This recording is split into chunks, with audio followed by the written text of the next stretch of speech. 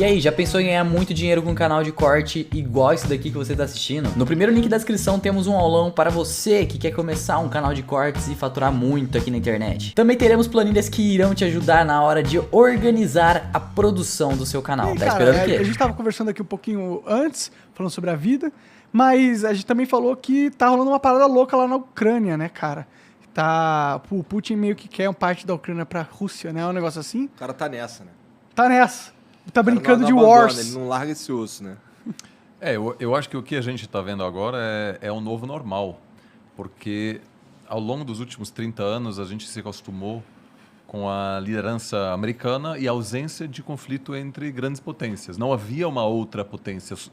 Então esse tipo de conflito agora ele tem uma outra qualidade do que a invasão americana no Iraque ou vamos dizer, outros conflitos que tivemos nos anos 90, 2000, porque agora tem o risco de haver um confronto entre duas grandes potências com armas nucleares, a Rússia de um lado e os Estados Unidos do outro. Cara, eu não sabia que estava tão tenso assim.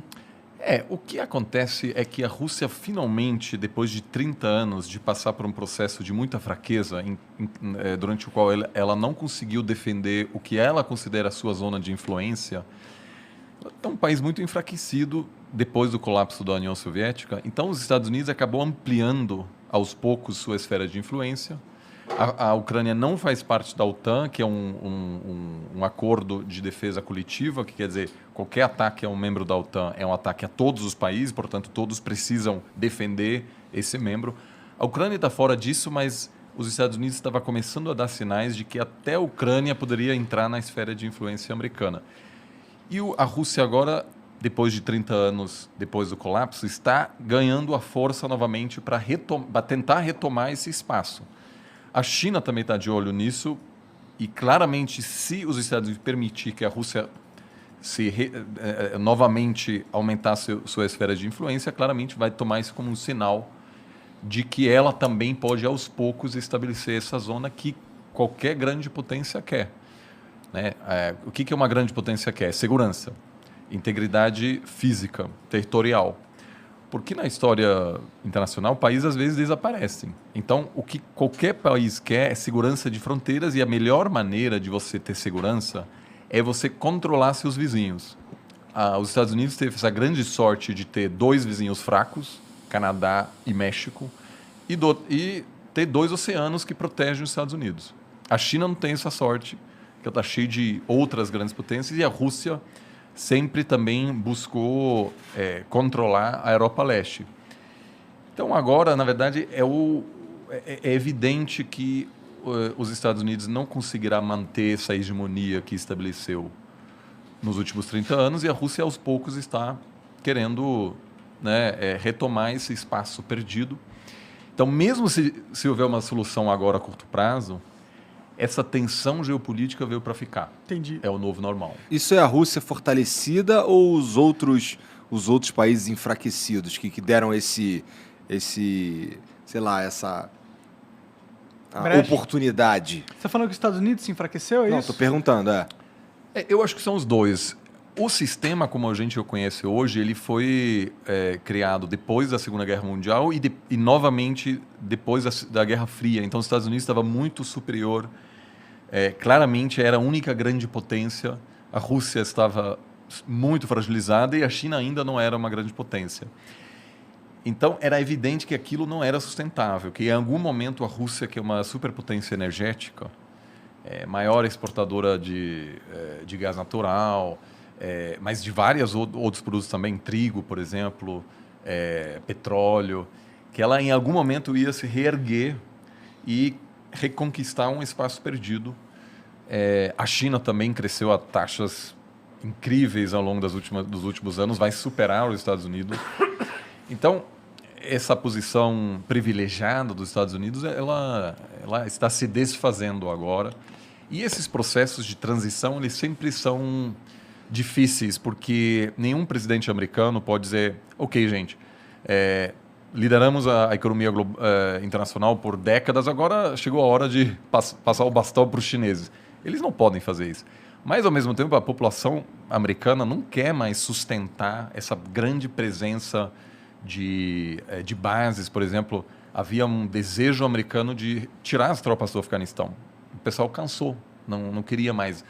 Então, eu acho que é um pouco dos dois, um declínio relativo dos Estados Unidos, que é um país muito fragilizado agora, né, que tem uma tensão enorme interna. Eu estou mais preocupado com a democracia americana do que com a democracia brasileira. Sério? É uma situação horrível. Eu cresci, né? Eu fiz o colegial no interior dos Estados Unidos e essa galera vive num planeta diferente. São todos trumpistas, muitos seguem a teoria de conspiração. Eu mantenho esse contato com eles e eu fiz minha pós perto de Boston. Essas pessoas estão muito, muito mais distantes um do outro do que o bolsonarista e o petista aqui no Brasil. Lá Sério? você consegue, olhando o CEP da pessoa, você consegue saber em que essa pessoa vai votar. Entendi. As pessoas avisam no Tinder se eles são trumpistas ou democratas, etc.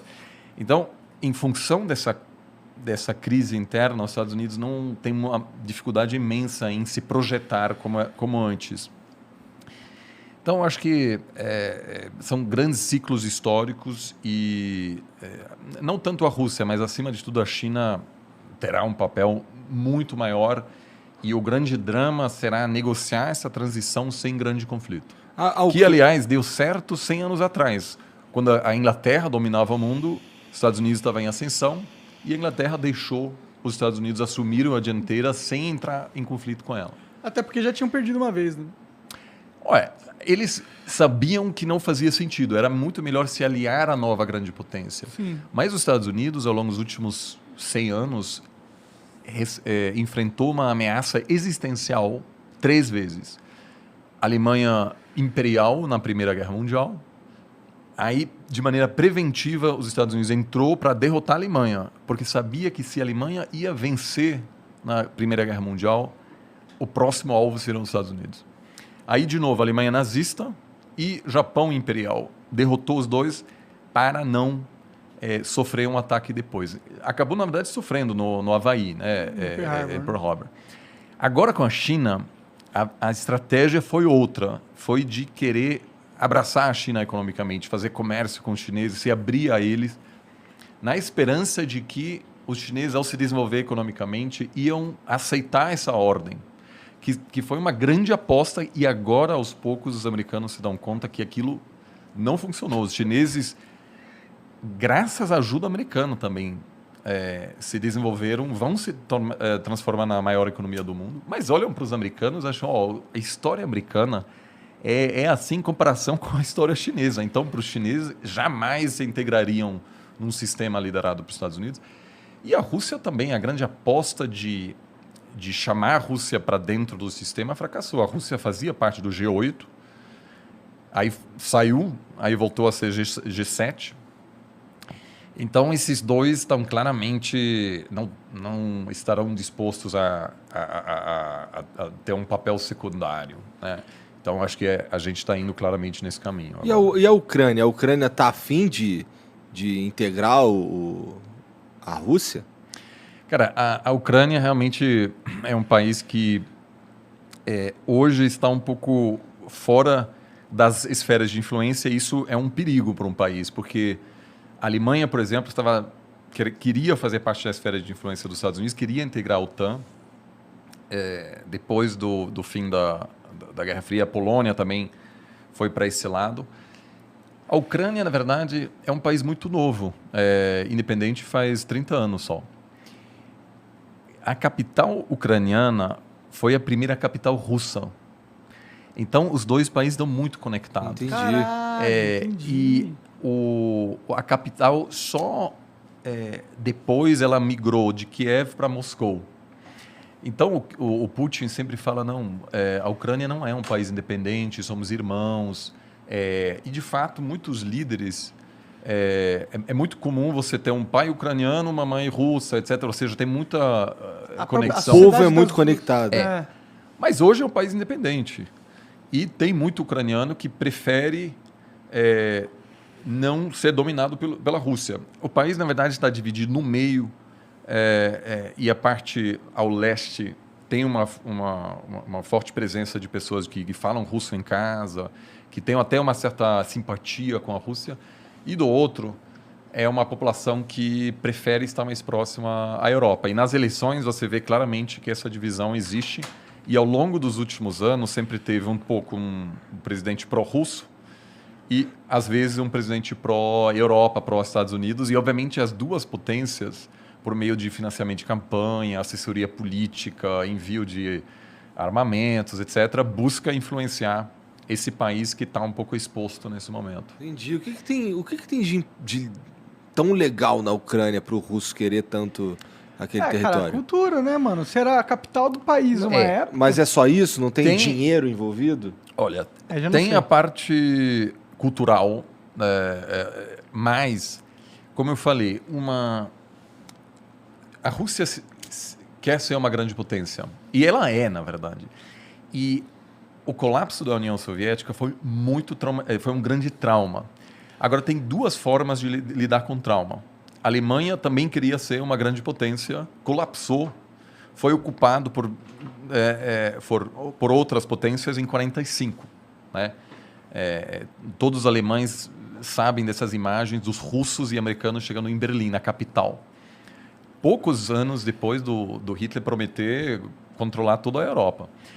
E a Alemanha contentou-se com um outro papel. Hoje a Alemanha é uma potência pacifista. O exército da Alemanha é muito pequeno. Quando a Alemanha foi chamada para participar da guerra no Afeganistão, eles toparam, mas depois se deram conta que não havia avião de transporte para levar as tropas para o Afeganistão. Ou seja, não tem umas forças armadas sérias. Nenhum general dá pitaco na política alemã. Ninguém quer saber.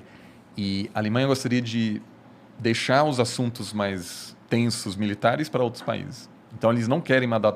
Então, houve aí uma mudança que a população alemã aceitou que o plano de dominação mundial fracassou, ainda bem, e também porque não tinha outra escolha, estava ocupado. Aceitou que, a partir de agora, a Alemanha seria talvez uma potência econômica, mas jamais uma potência militar. A Rússia também passou por um processo de colapso, de muita humilhação. Era uma grande potência e o Gorbachev, que iniciou o processo de abertura, depois basicamente decretou o fim da União Soviética, é visto como um cara que, enfim, deixou um legado terrível, né? Porque o experimento democrático na Rússia fracassou. O início dos anos 90 na Rússia foi um caos total, um caos horrível. Tem um amigo russo mais velho que esteve na Venezuela recentemente, que atualmente é um país meio anárquico também. Ele falou, olha, esse aqui é igual Moscou em 93. Muita grana, zero polícia na rua, não tem regra. Havia muita máfia, era perigoso mesmo, havia assassinato de empresário, jornalista, era um caos de político. E aí veio o Putin e falou, gente, vamos reerguer essa nação. Porque o sucessor do Gorbachev era o Yeltsin, que era um alcoólatra, que inclusive tem um momento chave quando ele encontra o Clinton e tem uma conferência de imprensa e o Yeltsin tá bêbado naquele momento e faz piada, etc.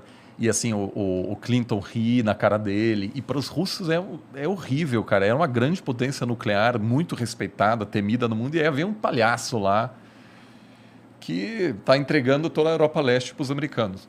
Aí o Putin vem e diz, chega com isso, vamos nos reconstruir. E apesar do russo médio ser... Desculpa a minha ignorância, mas como é que o Yeltsin sai e entra o Putin?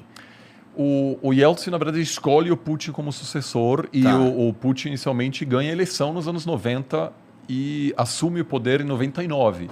E aí, aos poucos, ele encerra o experimento democrático na Rússia. Hoje não tem uma oposição séria, várias lideranças da oposição foram assassinadas, alguns super perto do parlamento.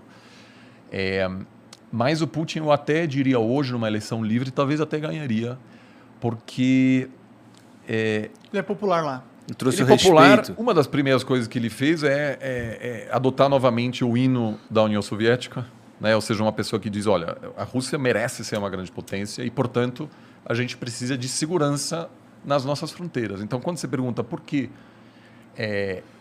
a Rússia não quer que a Ucrânia faça parte da zona de influência dos Estados Unidos, é porque se um dia a Ucrânia fizer parte da OTAN, isso quer dizer que os Estados Unidos podem colocar mísseis, por exemplo, na Ucrânia, que chegam em Moscou em uma questão de minutos. Nos anos 60, a União Soviética tentou colocar mísseis em Cuba e quase deu a Terceira Guerra Mundial. Por quê? Porque representou um risco existencial à integridade territorial dos Estados Unidos. Inaceitável para uma grande potência. Se você é uma potência pequena, faz parte.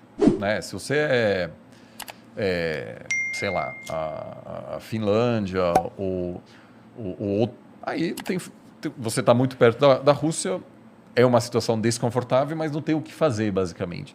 A Rússia, por outro lado, considera essa presença, essa fronteira com a OTAN inaceitável. Ela quer sua própria zona de influência.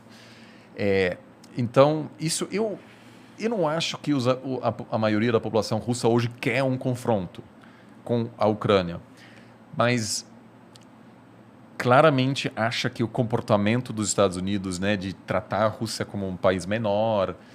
Eu lembro que em 2012, na campanha presidencial, houve um debate entre o Romney e Obama, né, que Obama ganhou em 2012. E num debate assim, o Romney uma vez falou: a Rússia é um grande inimigo. E todo mundo riu dele e falou: a Rússia, sério? A Rússia é uma pequena potência, a Rússia já era. E aquilo repercutiu muito na Rússia, falando: olha, eles estão rindo da gente. Então, vamos aos poucos retomar. Agora, a Rússia acumulou tanta reserva internacional agora por exportar gás, que ela chegou num ponto em que ela não depende mais tanto, ela não sofreria mais tanto se houver sanções severas dos Estados Unidos. De embargo. Porque ela vende muito gás para a China. Caixa, tem dinheiro em algum 600 lugar. bilhões. Então, sanções seriam muito ruins para a Rússia, mas não quebraria o banco. Ele usaria esse fundo de 600 bilhões para E aí, então, o fato disso acontecer agora não é coincidência. Agora, a Ucrânia tem uma base industrial importante. Os russos jamais pensaram, os soviéticos, de que a Ucrânia seria um país independente. Tinha armas nucleares lá, tinha uma grande indústria que é fundamental para a União Soviética. E tem uma região que produz muito trigo. A Rússia é responsável por 1/3 da exportação de trigo do mundo, então é uma superpotência. E com a mudança climática, cada vez mais terras na Rússia podem ser utilizadas para a agricultura, que antigamente que interessante, era congelado permanentemente. E agora, com essa mudança, a Rússia vai se tornar um grande exportador de grãos. Agrícola, né? Porque a Sibéria, tudo isso está aos poucos. A gente se fode com isso, porque vai ficar mais quente. Aqui talvez vai ter lugares onde não vai... O Brasil pode ser um dos grandes perdedores, porque o padrão de chuvas já muda, né? E toda a produção agrícola brasileira precisa das chuvas da Amazônia. Então, se você tem um colapso lá, afeta a economia brasileira. A Rússia é um dos ganhadores, junto com o Canadá, que o Canadá também consegue produzir mais. Pode crer. Então, eu acho que sim, tem vantagens econômicas, mas, acima de tudo, é uma questão de segurança, que a Rússia não quer ter os militares, vamos dizer, de um outro bloco tão perto da fronteira. Que é tipo Wars mesmo, né, que você está jogando, né? Se ele não quer a fichinha ali. Porque onde está a maioria da população russa? Está perto da Europa. Então, se você vai para... aliás, é incrível, se um dia vocês tiverem tempo, visitar a Sibéria, que, sobretudo no verão, é muito interessante. Você pode... A Sibéria vai... Aí, até do outro lado, a Rússia faz quase fronteira com o Alasca, né? Só que lá, ninguém mora lá. Na verdade, tem até um problema de migração chinesa, porque a China expande muito e, aos poucos, está comprando terras desse outro lado. Mas a maioria da população russa está perto de Moscou, perto da Ucrânia. Então, o fato de você ter uma presença americana lá atrapalha os russos muito mais do que a ascensão chinesa que, enfim, acontece lá longe na Sibéria. E a China é mais um provável aliado da Rússia do que os Estados Unidos, né? E aí vem o grande problema, porque o que muita gente nos Estados Unidos diz? Botar sanções, se os russos invadirem a Ucrânia, por exemplo, tirar eles do sistema bancário internacional, impossibilitar que qualquer pessoa faça negócio com a Rússia. Isso para a China é excelente, porque a Rússia faz o quê? Vai ter que fazer negócio com a China. Então, sanções, eu pessoalmente acho que não dá muito sinal. Em Cuba, por exemplo... Pelo que você está dizendo aí, se houverem sanções à Rússia, quem fortalece a China. Claro, porque a Rússia vira mais dependente de outros atores, eles que não querem acima fortalecer de tudo, a a China.